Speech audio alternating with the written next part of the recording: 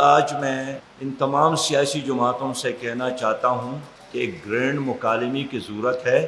اور اگر آپ لوگوں نے اتفاق کیا تو جماعت اسلامی ہوسٹ بننے کے لیے تیار ہے، اس لیے کہ جماعت اسلامی اس وقت نہ پی ڈی ایم کی سیاست کا حصہ ہے، نہ پی ٹی آئی کی سیاست کا حصہ ہے، اور نہ اسٹیبلشمنٹ کی سیاست کا حصہ ہے۔ ہم ایک عوام کے خاطر یہ پیشکش کر رہے ہیں کہ اگر تمہارے مسائل آپ خود بیٹھ کر حل نہیں کر سکتے تو پھر جماعت اسلامی یہ پیشکش کرتی ہے کہ اگر آپ لوگوں کو اتفاق ہو تو ہم آپ کو بلانے اور ہوسٹ کرنے کے لیے تیار ہے۔ ماضی میں بھی جب سیاسی لوگ آپس میں لڑ پڑے تو اس کے نتیجے میں مارشل لا آیا تھا، اور جب پیپلز پارٹی اور مسلم لیگ آپس میں لڑ رہے تھے نتیجہ یہی نکلا تھا کہ پھر پرویز مشرف کا مارشل لا آیا تھا۔ تو اگر آپ چاہتے ہیں کہ یہ آئین برقرار رہے، اگر آپ چاہتے ہیں کہ جمہوریت رواں دوا رہے، ایک ہی راستہ ہے کہ آپس میں بیٹھ کر اپنے مسائل کو مکالمے کے ذریعے حل کریں، اس لیے کہ تمہارے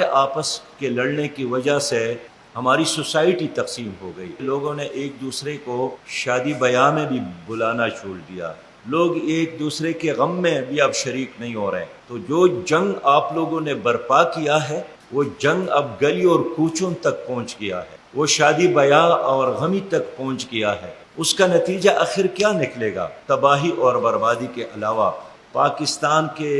سیاست کے تمام اور پاکستان کی ریاست کے تمام سٹیک ہولڈروں سے اپیل کرو کہ خدا را یہ ملک اللہ کی امانت ہے، یہ صرف تمہارا نہیں ہے، یہ 22 کروڑ عوام کا ہے۔ اگر آپ لوگوں کو کچھ بھی احساس ہے تو اپنی انا کو چھوڑ دے، اپنی ذاتی مفادات کو چھوڑ دے، اور اپنی انا اور ذاتی مفادات کی بجائے آئین کے تحت متحد ہو جاؤ اور اس ملک کو بچانے کی کوشش کرے۔